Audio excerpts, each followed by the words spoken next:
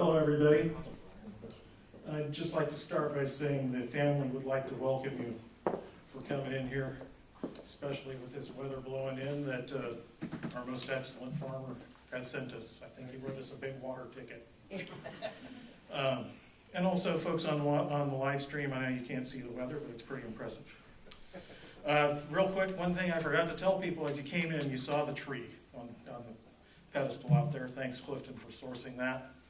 The idea there is we wanted to represent Mom and Dad's farm, a lifelong dream that came to, it sounds corny, but fruition. And it also represents Dad's link to the outdoors and nature, which was a huge theme of his entire life, right up to the end. So, I'm going to get us started by telling a couple of tales about the pre-Valley days of Dennis and his family. You may not have heard those. Heard a few. So I'm Kevin, Dennis's son. I am not his biological son. Back in 1963, he married a woman with a 5-year-old son, instant family. Also, he instantly adopted me. No trial period, no break-in period, you're my son. If he didn't tell you that, it's because it made absolutely no difference to him. I was his son. We all started off life together, living in part of a former stagecoach way station that had been relocated, complete with square nails. During that time, he worked for Merced County as an ag inspector and full-time, part-time for his family on the family farm, which he was planning to take over one day and become a farmer. Surprise. But as sometimes happens, life threw Mom and Dad some curveballs. And the rapidly growing family had to relocate. Dad could no longer work for Merced County. So we moved to Modesto, where for a short time he worked for a collection agency. He was on the phone, he didn't break anybody's legs. And I don't know how it happened. Maybe there's somebody here today that can fill in the story, but I was so young I didn't know. It was all magic to me. He landed at Shell Development, which of course was how he ultimately ended up here. At that time, he worked during the day and attended the local junior college at night, studying entomology, film appreciation for credit, and also he turned into a bit of a film buff, and practical shop classes, which you've all seen the results of that. So the family was able to move out to a house on Tiemann Road outside of town. We were in the burbs, and then poof, we're out in the country. Bought every animal you could. So you saw pictures of that in the landscaping, the video. You saw the examples of his landscaping. Now, amidst all that, Dad coached a Little League team. We came within 1 out of going to the city championship game in Modesto. That out did not go our way. He also served as a scoutmaster to my Boy Scout troop. Went on lots of hikes. When I sat down to think about what to talk about, I'm going to tell you about the most exhilarating moment. We were walking down the Tuolumne River Canyon, 50-mile hike, about midway down, tricky footing. I'm watching Dad's feet. I'm right behind him, watching his feet, so I knew where to put mine, when all of a sudden a rattlesnake appeared beneath his foot mid-stride. "Dad, Mr. Goldsberry, Dennis!" I screamed, and he levitated while wearing a 50-pound pack and took about a 20-foot stride. And that night we had rattlesnake for dinner. A lot of our family camping trips were to his favorite spot, Porcupine Flats in Yosemite Park. We also towed a trailer for the Great American Classic vacation trip to Yellowstone Park. I don't know how many flat tires we had on that trip. Dad changed a lot of tires that trip. And then I got a little older and I was learning to drive. And Dad liked to hunt and fish. In addition to those camping trips, we did a lot of day trips hunting and fishing. And he was building a duck blind in the garage. I came to think of it as the USS Monitor. The resemblance was striking, and it was gigantic. So, our destination for the blind was about 30 miles away up in the foothills, Modesto Reservoir. And apparently, he really trusted me as a student driver because one morning, after he got the Monitor onto a trailer, behind his 63 GMC pickup with a 305 V6 with no compression in 2 cylinders, he came to me and plopped me into the driver's seat of the family wagon. Learner's permit, towing the boat. Off we went, taking back roads to the lake, and he backed to the trailer with the Monitor, down to the water. Well, he couldn't back down far enough for the Monitor to float off the trailer. So he tied a rope to the tongue of the trailer and unhitched it, and we watched as the USS Monitor floated free onto the lake, and the trailer disappeared down the boat. Rope snaking, gravel flying, dust flying. "Grab it," he yelled. And I looked at him and I said, "You're not grabbing it, I'm not grabbing it." Stopped with about 3 feet of rope on the ramp, tied it on the hitch, retrieved the trailer, took the boat out, got the blind out on the lake, got back to the vehicles, drove those on. Again, unlicensed driver. Towing a boat still. And we never spoke of that day again.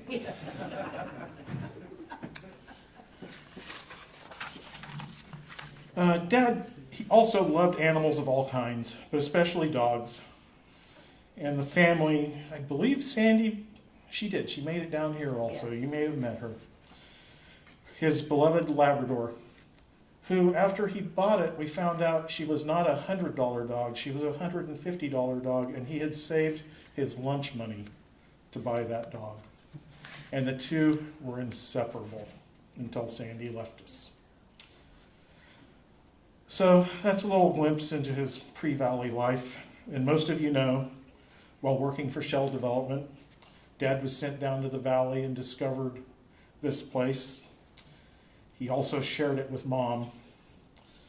And about that time, he got me a job tip that led to my career at Shell Oil. He literally found the perfect job for me. Thanks, Dad. That worked out great. But finally, they decided to pull up stakes and move here to pursue his dream, as you all know, to farm. They sold everything that would not fit into a rental truck and one car. Gambled everything they had. It was just Mom and Dad and my sisters. I stayed at the refinery. Somebody has to make gasoline for y'all. And when we thought of that, that is like the biggest definition of self-confidence, determination, teamwork, and mutual love I can think I've ever seen. There's a whole lot more stories, but we only have so much time.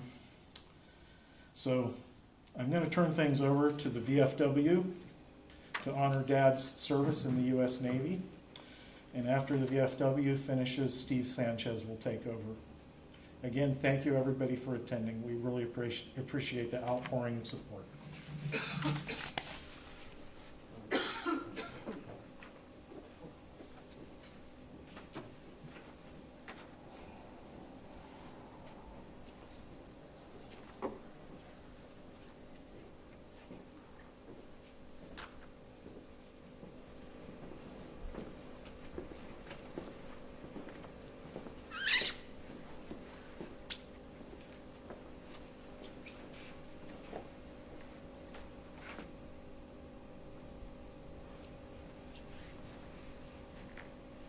Say good afternoon, but it's not a good afternoon for a lot of people, so we'll just bypass that.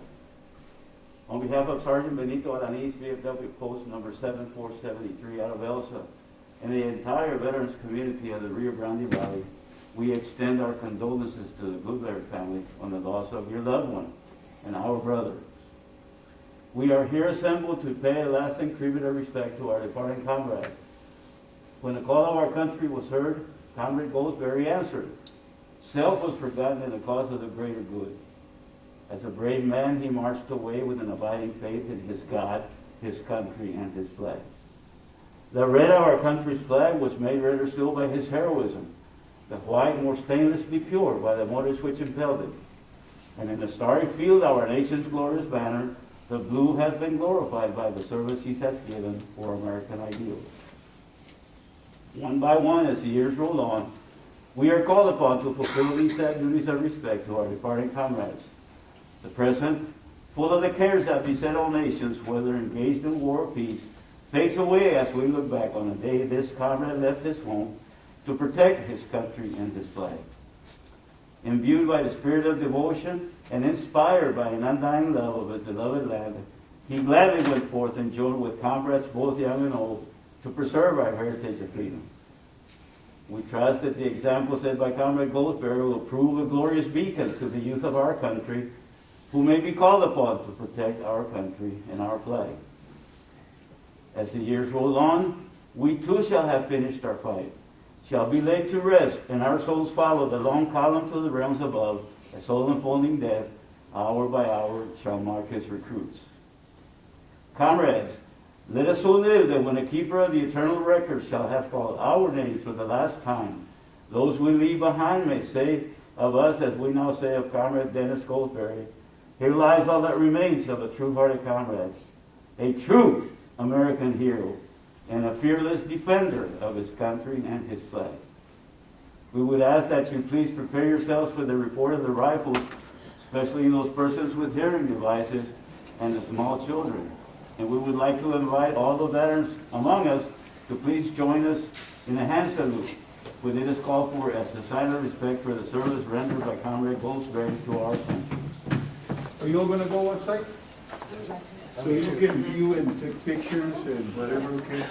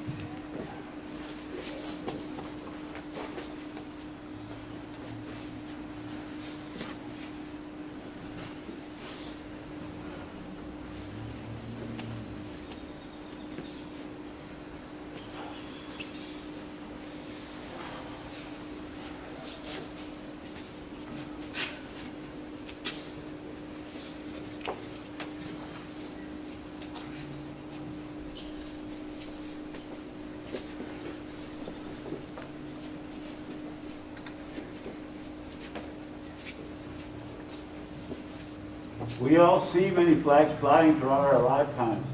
We see them flying during the day, retired at night, taken out the following day to fly again. Our flag here today has never been flown, will be folded in 13 folds in honor and remembrance of the service rendered by Comrade Dennis Goldsberry to our country, and it will never, ever fly. Today, we explain to you what each fold represents. The first fold of the flag is a symbol of life. The second fold is a symbol of our belief in eternal life. The third fold is made in honor and remembrance of the veterans departing our ranks who gave a portion of their lives to the defense of our country to attain peace throughout the world. The fourth fold represents our weaker nature. For as American citizens trusting in God, it is to Him we turn in times of peace as well as in time of war for His divine guidance. The fifth fold is a tribute to our country, for in the words of Stephen Decatur, our country, in dealing with other countries, may she always be right, but it is still our country, right or wrong. The sixth fold is for where our hearts lie. It is with our hearts that we pledge allegiance to the flag of the United States of America and to the republic for which it stands, one nation under God, indivisible, with liberty and justice for all. The seventh fold is a tribute to our armed forces, where it is through the armed forces that we protect our country and our flag against all her enemies, whether they be found within or without the boundaries of our republic. The eighth fold is a tribute to the one who entered into the valley of the shadow of death, that we may see the light of day, and to honor mothers for whom it flies on Mother's Day. The ninth fold is a tribute to womanhood, for it has been through their faith, their love and devotion, that the character of the men and women who have made this country great has been molded. The 10th fold is a tribute to the Father, for He too has given His sons and daughters to the defense of our country since they were first born. The 11th fold, in the eyes of a Hebrew citizen, represents the lower portion of the seal of King David and King Solomon, and glorifies in their eyes the God of Isaac, Abraham, and Jacob. The 12th fold, in the eyes of a Christian, represents an emblem of eternity, and glorifies in their eyes God the Father, the Son, and the Holy Spirit. The 13th fold completes the folding of the flag. The stars are uppermost, reminding us of our nation's motto, "In God we trust." Completely folded and tucked in, it takes on the appearance of a cocked hat, reminding us of the soldiers who served under General George Washington, and of the sailors and Marines who served under Captain John Paul Jones, and all those that followed in the armed forces of the United States, preserving for us the rights, the privileges, and the freedoms that we all enjoy today.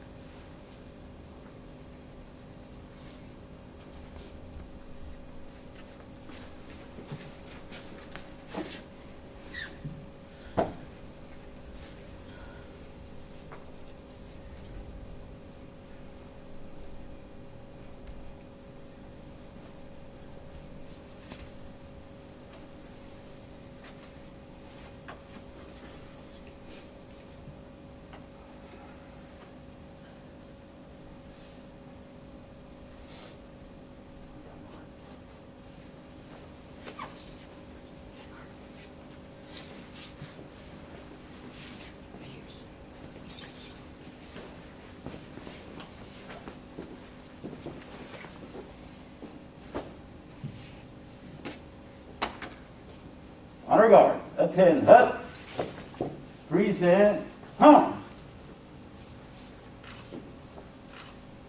On behalf of all veterans here assembled, those who have fought, served, and died, we present this flag to you in appreciation for the honorable and faithful service rendered by you rebels to our country.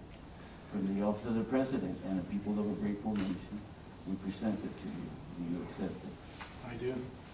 Together with this flag, we want to present to you 3 empty shell casings. They represent to us American ideals of God, honor, country.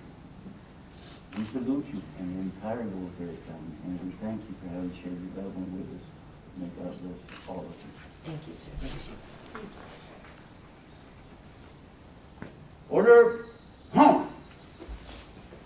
Dismiss. Former night.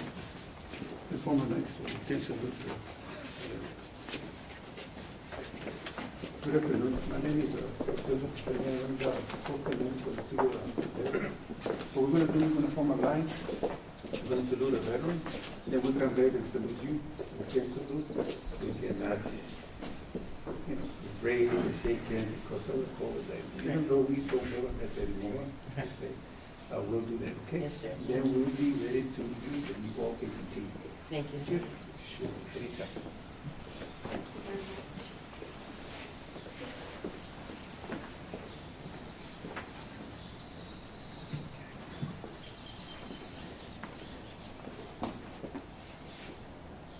We salute the Goldsberry family. Thank you, sir. May God bless each and every. Thank you for your support. Yes. Next with the case, and God bless you all. Be happy. Thank you, sir. Thank you for your support.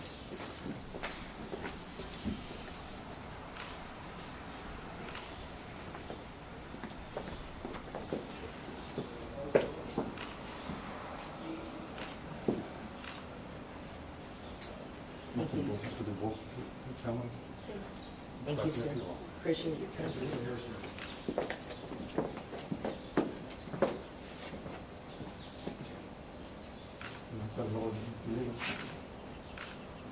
Thank you. Thank you.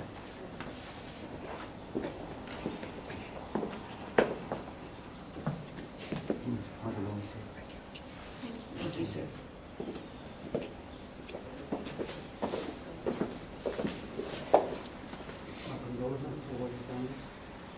Thank you, sir.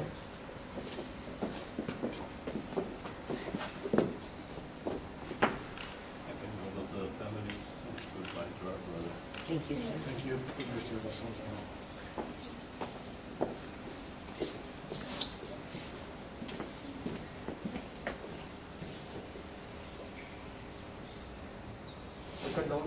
Thank you, sir. God bless you. Appreciate it. Thank you for your service. God bless you all, and as we all know, one of these days, you're gonna be with him in spirit in the sky. Yes, God sir. bless you. Thank you. Thank you for very your much. service.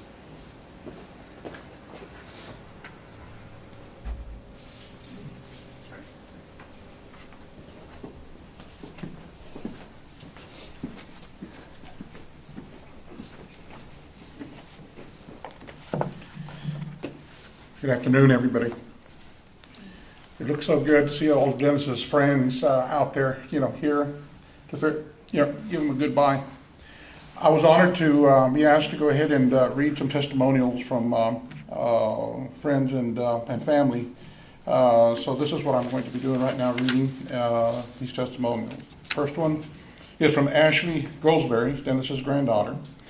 Some of my favorite memories were sitting on the porch with him in the morning during my visits. I can think of lots of small talks about weather and current events, but it was the birds and local wildlife I remember discussing most. Grandpa could tell me that every bird or bug was. While I often forgot the name, I always enjoyed hearing his experience with different critters. Others were the Port Mansfield fishing trips. How he would help us all with our gear and doing all the dirty work so we could keep on fishing. Gran would take pics and chatting with us. rooting for each catch. Many of my favorite memories of Grandpa and Grandma involve some combination of being outdoors enjoying a coffee or cold beverage. One year I was visiting during Grandpa and Grandma's anniversary. Kelly, Corey, and I all convinced them to go out to dinner. While Gran was getting ready, I went out to smoke with Grandpa. He smelled nice, and I told him so.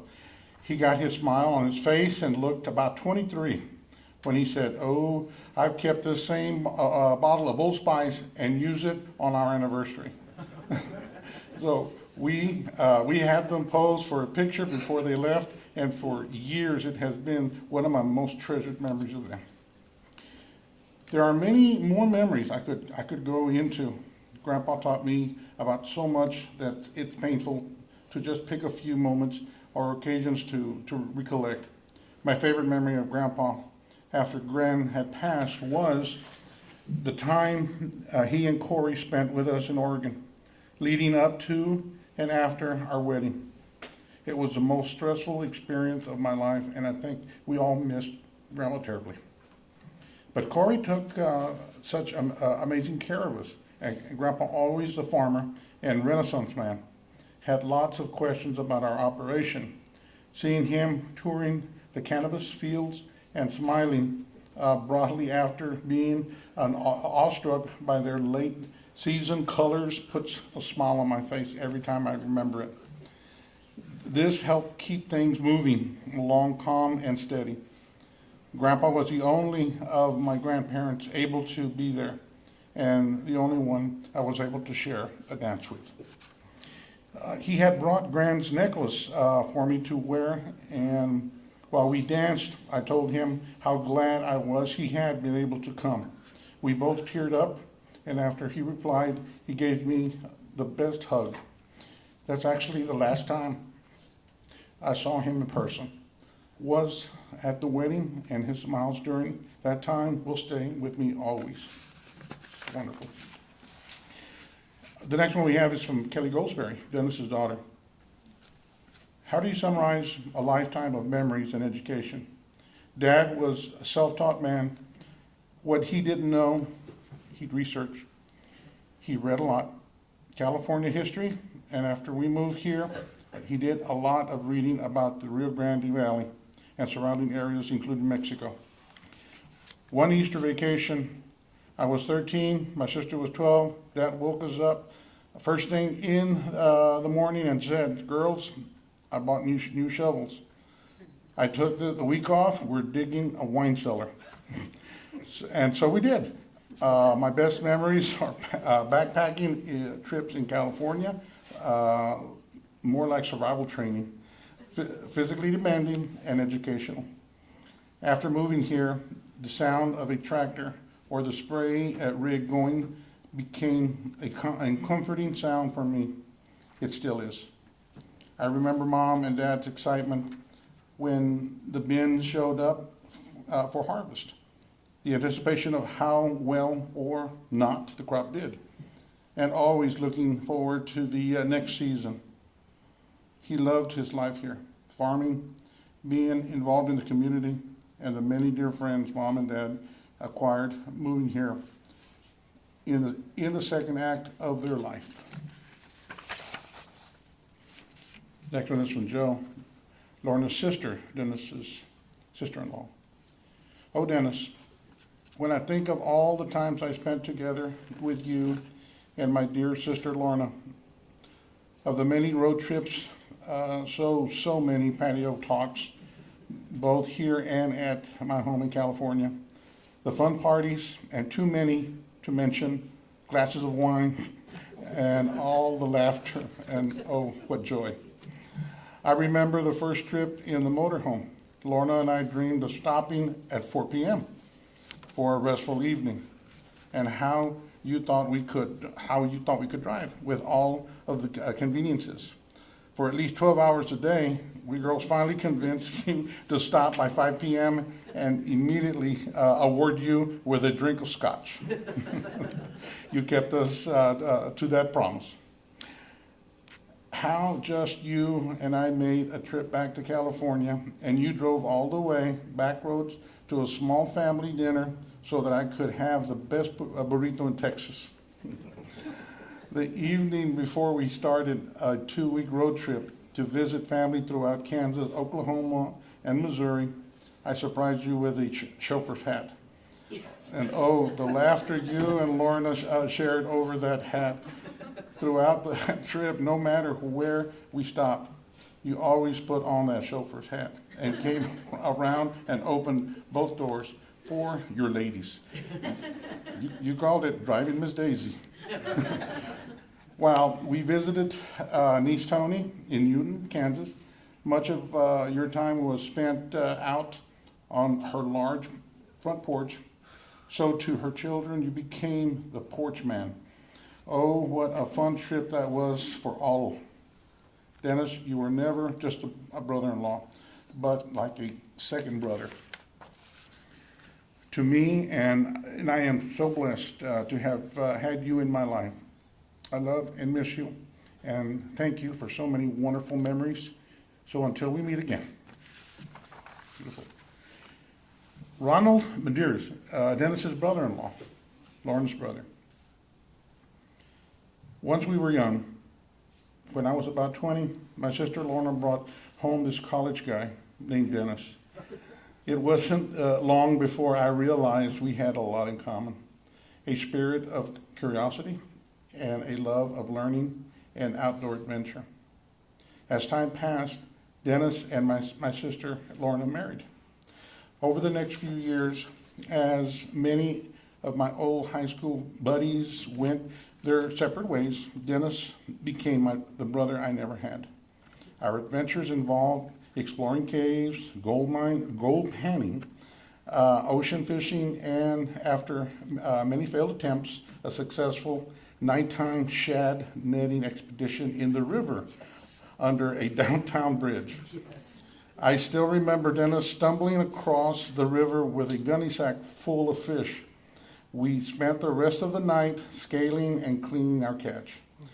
Dennis brined and smoked our fish, and after a few days, he called me with the news that our anticipated delicacy was ready for the table. I prepared for the feast and soon discovered that these fish had more bones than meat, and more energy was consumed trying to eat them than that gain from consuming them. On another occasion, Dennis invited me to go with him on a chartered fishing trip in the Pacific Ocean. We stocked up on fried chicken and adult beverages as we anticipated a leisurely day feasting and pulling lunkers from the deep waters of the ocean.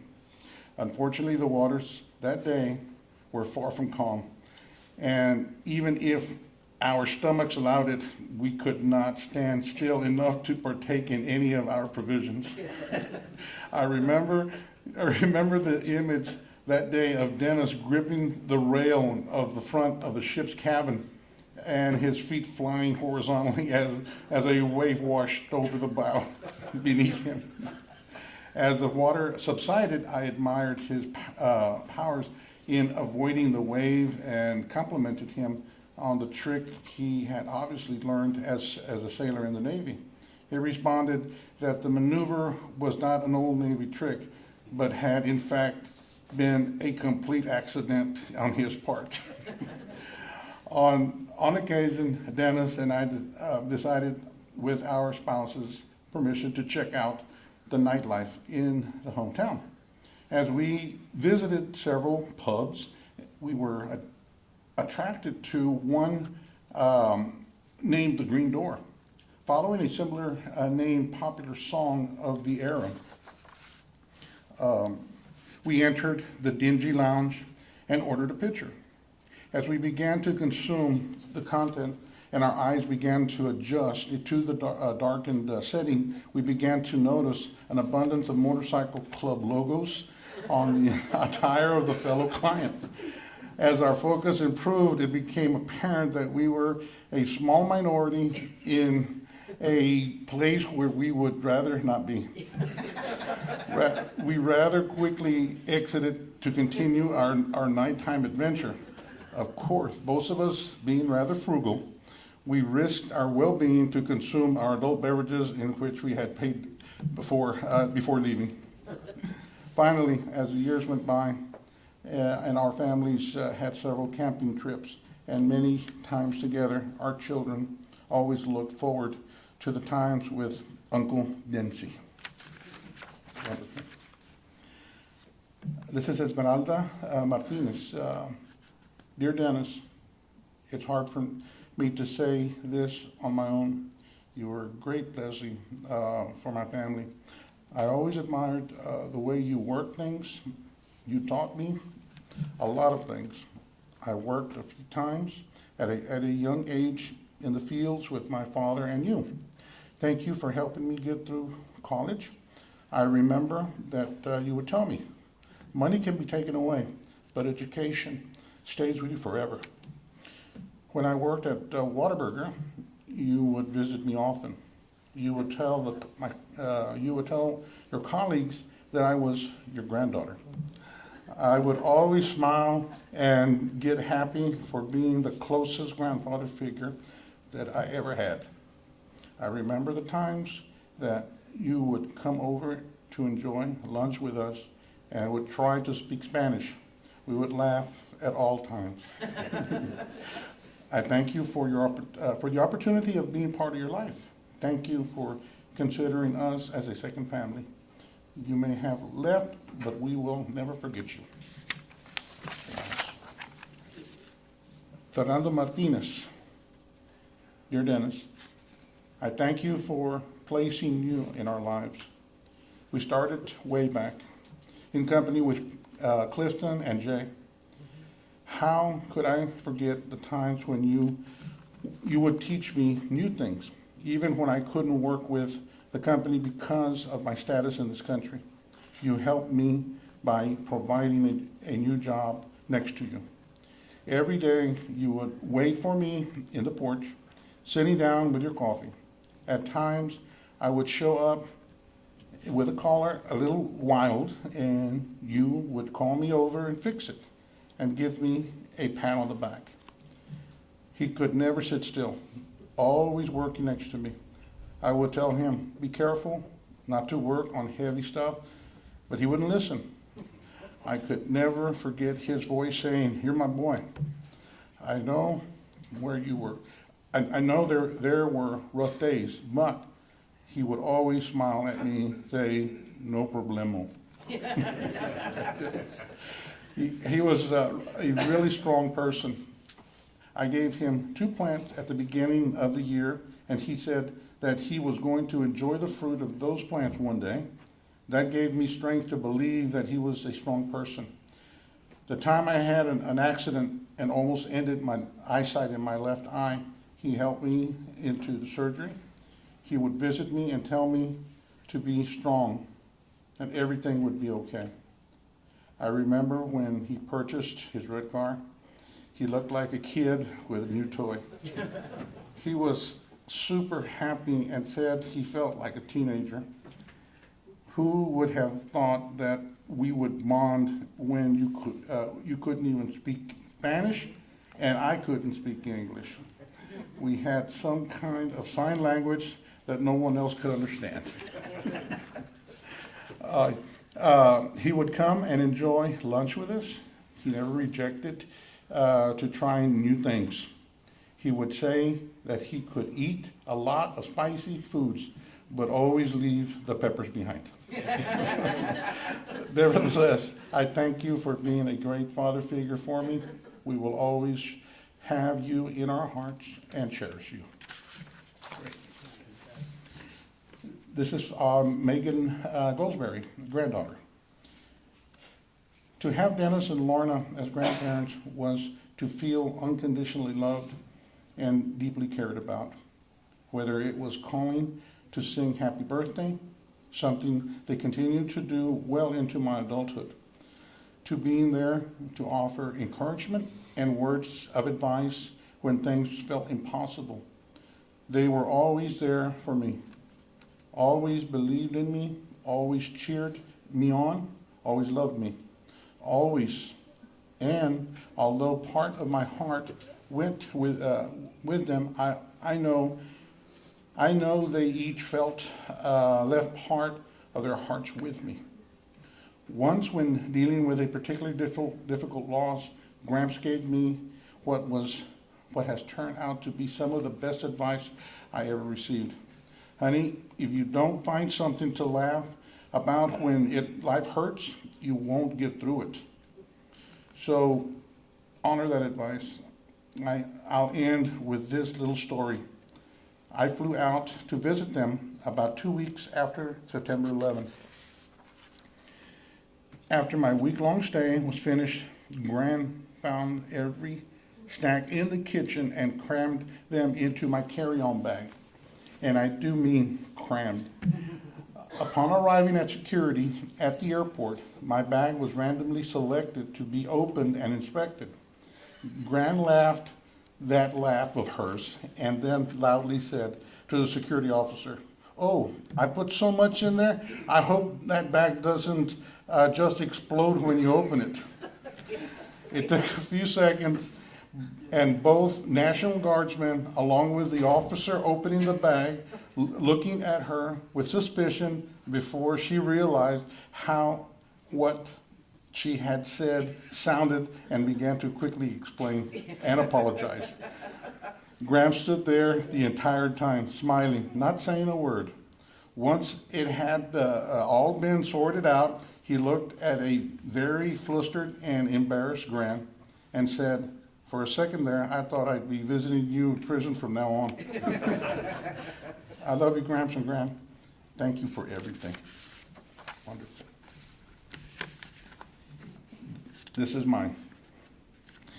Dennis Goldsberry. Everyone has heard the phrase, the man, the myth, the legend. Well, Dennis fits that saying. He was truly a legend in its own time. I met Dennis in the mid-1980s through Milton Kirsten, who was the general manager of North Alamo Water Supply at that time. My first impression of Dennis was that he was a very sincere and humble man. He became a North Alamo board member in 1988, and that was when our relationship really started to flourish. Dennis became very involved with the corporation. He helped expand our water services and was the driving force behind providing wastewater services to some of our dense communities. He was truly a man with vision, thinking out of the box. Dennis became the president of the board in 1992 and served in that capacity for 20 years. During his leadership, North Alamo flourished on the water side, building several miles of transmission lines and expanding our water treatment plants.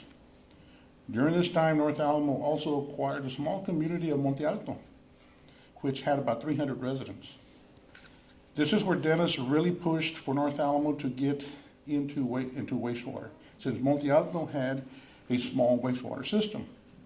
From that point on, we built a wastewater plant in La Sara, San Carlos, a new plant in Monte Alto, Hargill, and most recently in Donna. This is where I say Dennis was a legend in his own time. He saw the need. During his tenure at North Alamo, I became very close to Dennis. We went on several fishing and hunting trips together. He and Lorna accompanied my wife and me on several Texas Rural Water Association conferences and training sessions. I can still recall the fun we had on those fishing and hunting trips. That's when I first tasted deep fried trout with mustard, cooked by Dennis. That was good too. So we hunted deer together at Hector's Ranch.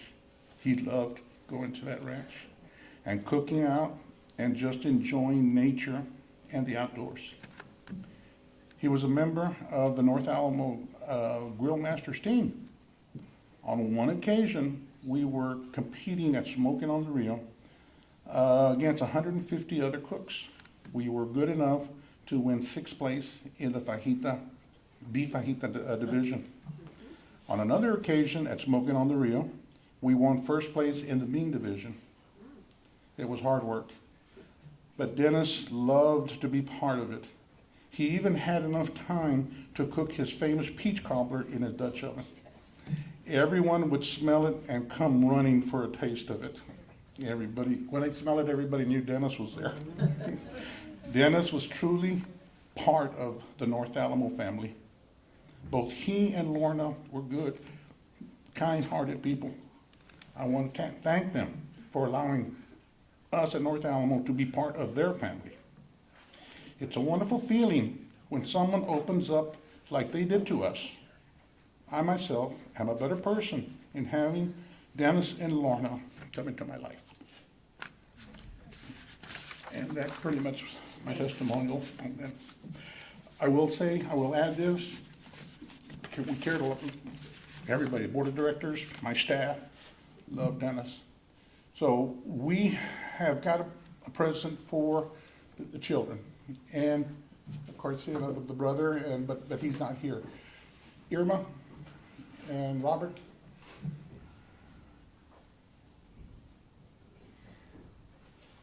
We hope you all enjoy them. Thank you. Thank you. Thank you so much, Steve. We'd like to present this to you all so that you all will always know that we're here for you all because of Dennis and the link that he had with y'all. So Irma, please present it to them. Corey. Thank you very much. Appreciate it. And since the brother's not here, that one, Joe, would you take that other one, Joe? Oh, thank you. Yeah. Thank you very much. If you will open it up, please, so you can see what we've got in there for you all. Oh my goodness. Oh, wow. Oh, nice. Again, North Alamo loves Dennis and his family, Thank you so much. and you guys, we're here. Thank you. Thank you, thank you. It's beautiful. Thank you. That's all I have. Kevin? Where are we on time? No, you can. Yes. Stories from anybody? Okay. This is beautiful. Steve. Thank you so much. Thank you, Thank Steve. you.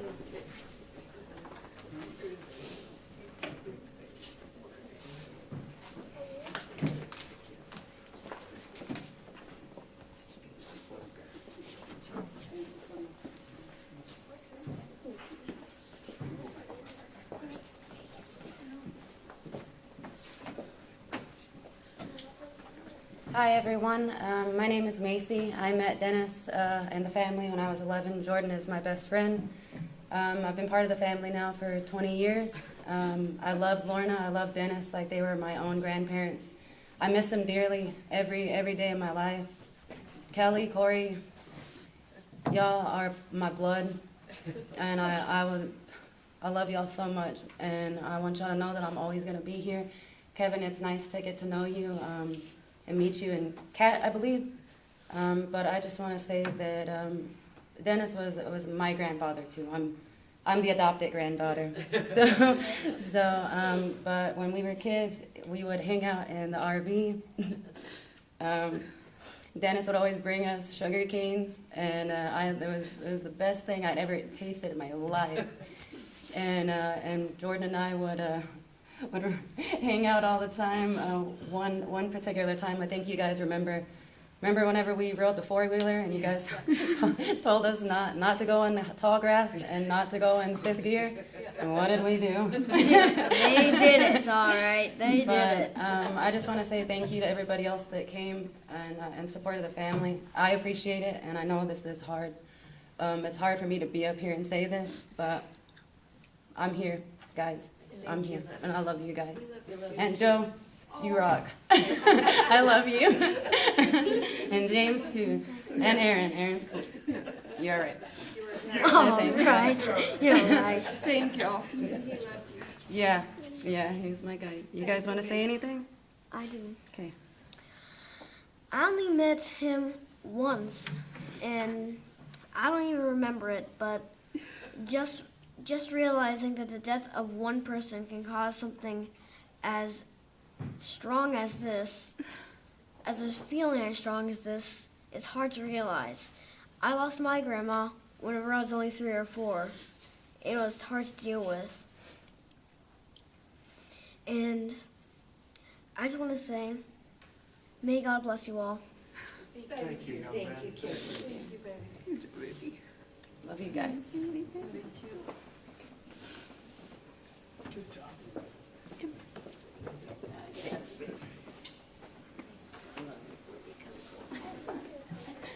So I lost track of just how many testimonials we had, so we don't have but a few more minutes for anybody that would like to come up and speak here. Do I see any hands for anybody that would like to try a hand at the mic? Clifton, come on up. Y'all didn't think I would be that. Maybe I can get through this. Sure. So, I guess I probably knew Dennis about as well as anybody. And we sat side by side for 30 years there at the office. So I met Dennis. It had to be in probably late May, early June, I guess, of 1988. Development rep from DuPont had hired me and then sent me down here to work with Dennis, learn how to spray and count cabbage. So I was still going to school at the time. Then in early '89, DuPont kept me on and sent me down here full time to work with Dennis. So basically I moved in with Dennis and Lorna. It had to be in like May of '89, and I don't know how long I lived with them. I mean, they were like my second parents. I know I was moved in upstairs for a while, and Lorna took care of me. You know, she fed me and everything, and Dennis and I would go to work every day. So, but yep, for 30 years, Dennis took me under his wing and trained me, teaching me, and so I learned a lot from him. You know, Dennis knew a lot of stuff about a lot of stuff. I mean, he was good at building. He could do electrical work. He was good at welding. You know, Dennis knew a lot of, you know, he could do a lot of things. But I guess some of my fondest memories were he and I would go over to Shreveport about August, September. We'd go over there for a month at a time, work cotton trials.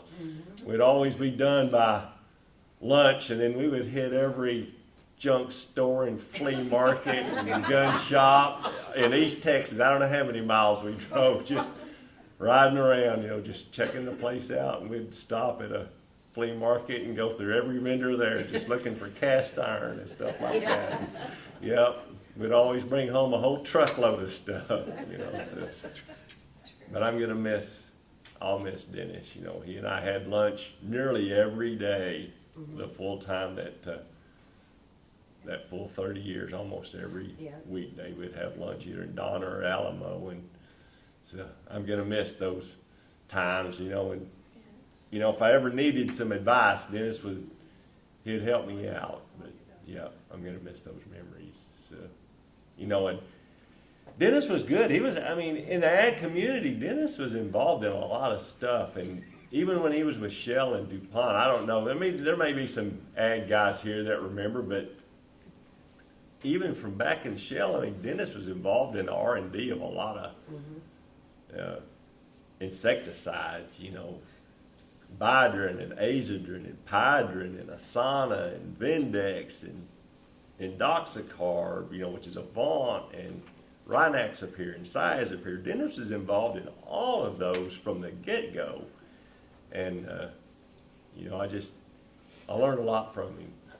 And I guess I took over, you know, now that after he retired, you know, I took over the station. So, I mean, I'm going to miss Dennis. You know, Dennis was always good to me. And he and Lorna, like I say, they were like my second parents. And I'm going to miss them. And I love the family. Love you too. Yeah.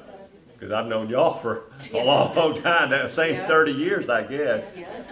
So, yeah, I'll miss y'all. I'll miss Dennis and Lorna. Mother's child to them. Yeah. Yes. Yep. Lorna fed me a lot of meals. Yes, she did. Yeah, yeah, I enjoyed that. Going over to Mexico, eating a lot, when you could do that. Right, So, right. anyways, all right. Thank you for the opportunity. So we just got a couple minutes, so I'm going to throw in something I had cut for time earlier. This is going to fit perfect. Dad was a veteran of the U.S. Navy. I don't know if you know that during that time he was a parachute rigger. There's a lot more to parachute rigging than parachutes. You also take care of the life support equipment for flight crews, oxygen systems, etc. But the primary job was parachute rigging. When you go to parachute rigging school, you wind up school by jumping with a parachute you packed yourself. So Dad did that, survived, liked it so much, he wanted to do it again on his own, but at the time you were probably making about $50 a month in the Navy. So he did buy the harness, but he made his own parachute canopy. Confident dude from day one. Confident, competent, and loving and willing to move heaven and earth for friends and family.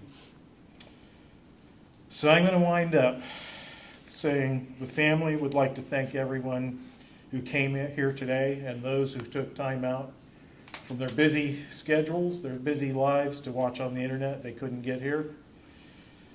We knew that Dad had touched many lives, but until today, it just really, at least I couldn't comprehend it.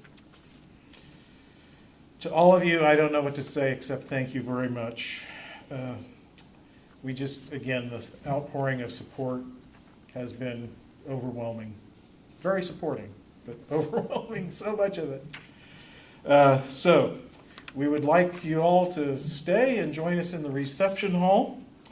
And you can tell each other the stories that we didn't have time to hear, or we didn't want to broadcast. So thanks again for your support, sympathy, and again, most of all, your stories of our Father. Thank you very much, everybody. Good job, Kevin. Thanks.